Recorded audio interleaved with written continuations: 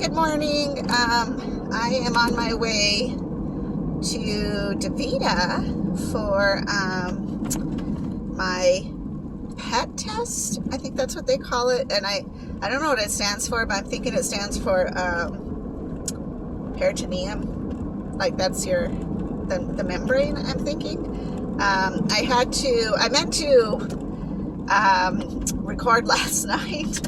And after I got home from having a wonderful time with my good friend Stephanie and listening to some live music, I ended up, getting home right at 10 so I could fill in, because I had to keep a bag in overnight. I'm so sorry.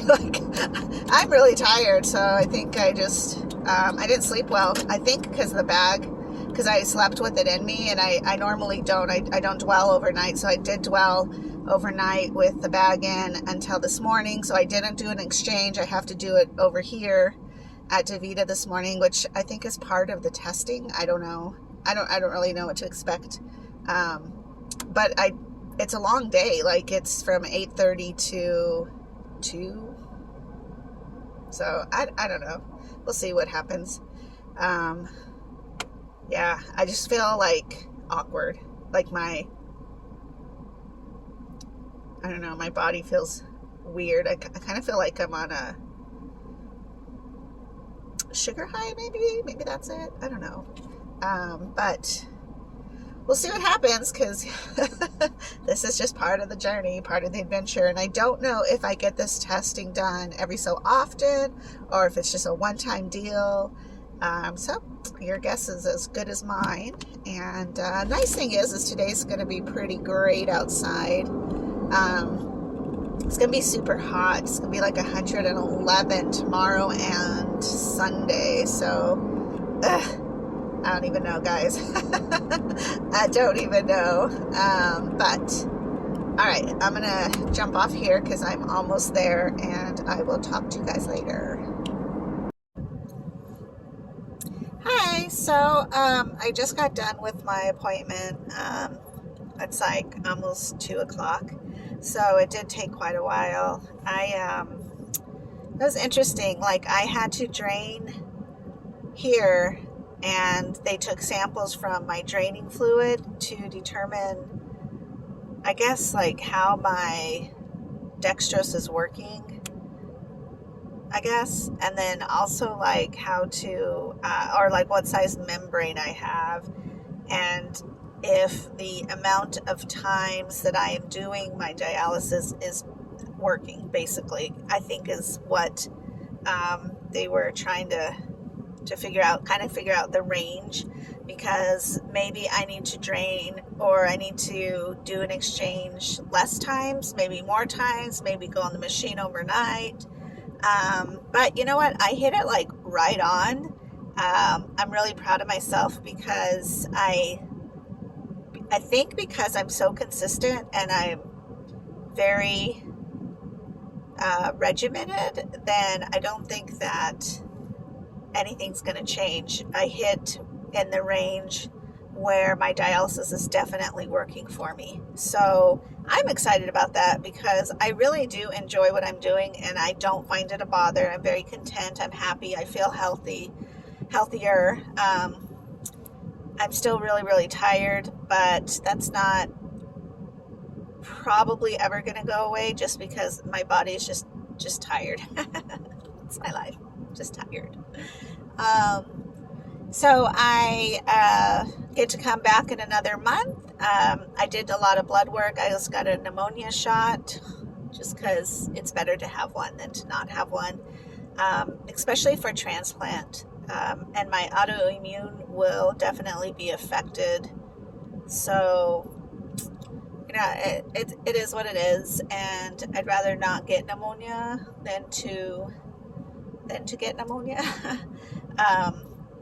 Let me think what else. But it was kind of cool because like I got to leave and come back, and then I got to drain in this little bag, and it was so cute. It was like this big, and it was just enough to take a sample of, I guess, and then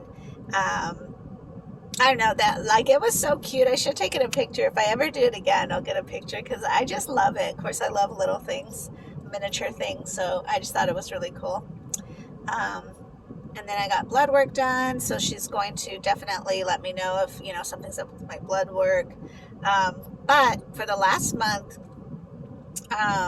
my blood work's been so good. Like everything's really, really positive, really good. I did hear like sometimes if your potassium levels shoot way down, that can cause heart palpitations. Um, so I mentioned that, and we looked at where my potassium levels are ranging, and um, I know the lowest that they want you to go is 3.5, and I'm actually 3.9. So it's not like I'm like terribly low. So that probably doesn't mean potassium has something to do with it, but it could. You never know. The body is just a complete kind of miracle machine, man. So, but I do have my heart appointment next week, so that'll be good to figure out all that adventure with my heart. And then also, I will definitely call them to make sure which building they're in, so I'm not lost like last time. And hopefully they're not closed like last time. Don't even get me started on that. Ugh. So yeah, so things are looking good. I'm gonna head home and get something to eat and take a nap because I'm so tired. I don't know why I'm so tired this morning, but I am. And hopefully tonight I can go watch a live show. A friend of mine is playing guitar, so I thought I might go do that, but or I might end up just napping all day. Who knows? So yeah, so I've had a good day. Drink your water. Okay, so one thing I failed to mention is I actually got a pneumonia shot. I guess it's my last one that I need to get or something, which I don't tend to get vaccines. It's not that I'm really against them, but at the same time, I just don't want to over-medicate my body. But I know that I will become autoimmune, so I have to take precautions. And I do trust Beth. I know that my health is at her best interest. So let me tell you, my arm hurts so bad. Like I want to cry. It feels like a knot, and I don't get upset about shots. So it's not like like typically when people get anxious, they tighten their muscles, and that's what hurts. And they can get bruising and so forth and so on. And I don't. Like the needle itself doesn't bother me. I'd chill with that. But my arm is swole. And I feel like it's kind of throbbing. I was fine and dandy this morning. That's okay though. I will figure it out. And I also can't take pain meds. Typically you shouldn't. I guess you can take Tylenol, I think it is. But I try not to take anything because I'm a hard ass, and I try not to take medications. But on that note, ibuprofen is one of the worst things for your kidneys. So whether you are on dialysis or have kidney failure or are healthy and fine and dandy, try not to take ibuprofen. It's not great for you. So anyhow, as you can see from my hair, I just woke up from my nap.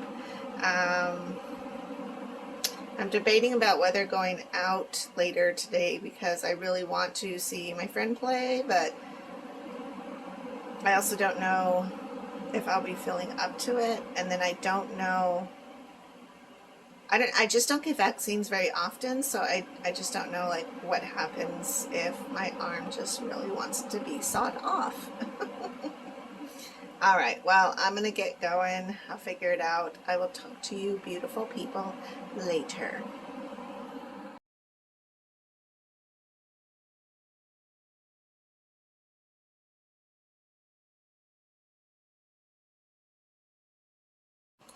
Hey, it's me again.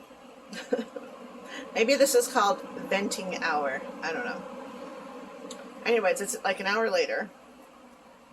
Clearly I've taken no time to fix my hairs. The joy of living alone, though. I do what I want. Anyways, when you fill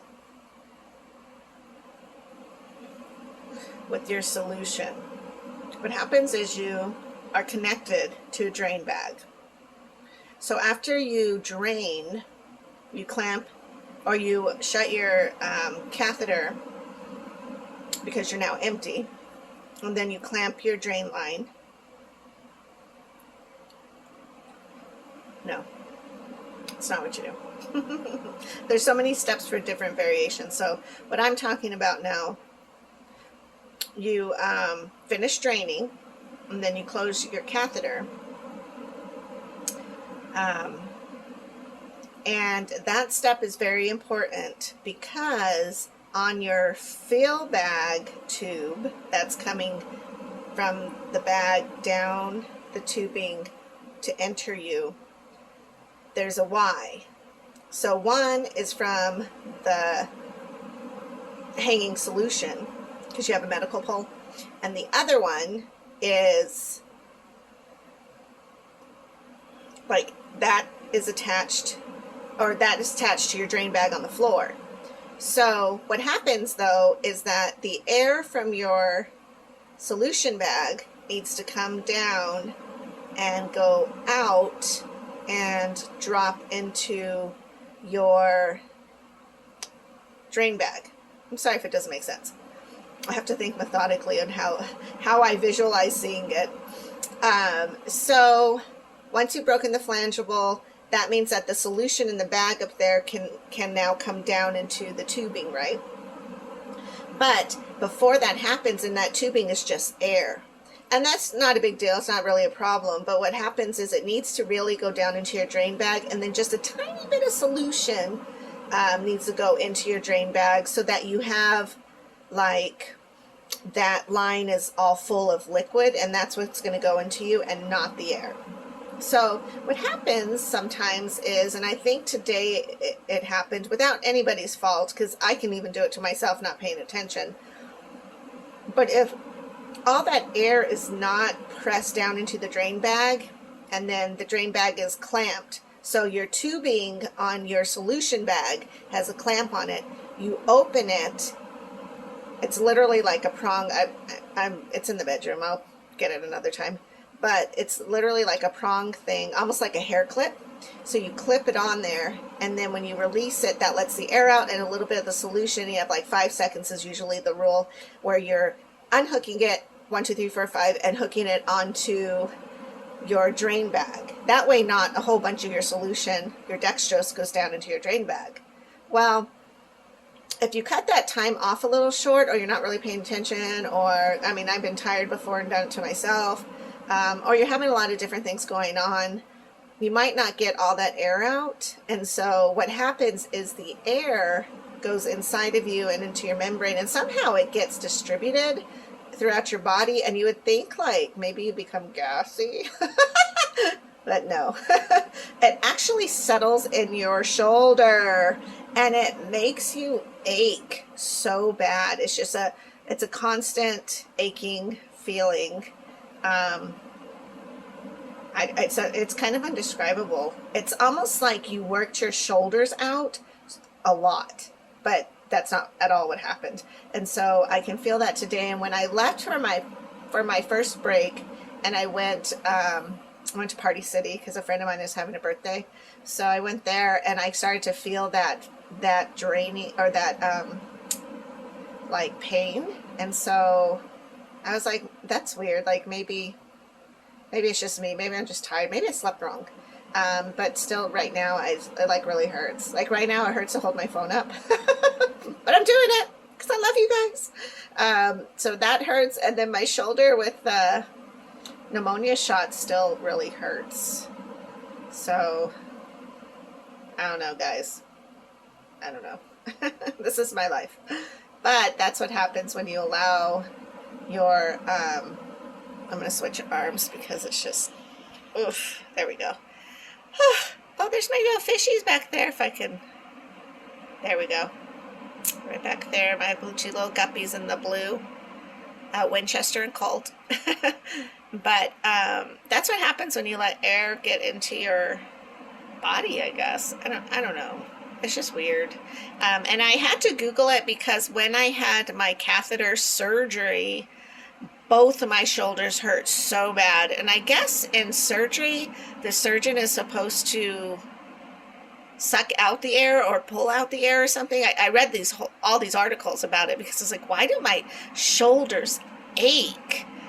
And like, you don't even want to wear a bra because your bra strap just really hurts. And I don't know, it was a hot mess. And what it was is it said it's air, and that's just something that happens with surgeries or when air just is inside of you from an outside source, I guess. So anyways, I am nothing but more than a hot mess tonight, I tell ya. So I hope you are having a good day. Tomorrow in Tucson it's supposed to be 111. I can't even. Like, that's just way too hot.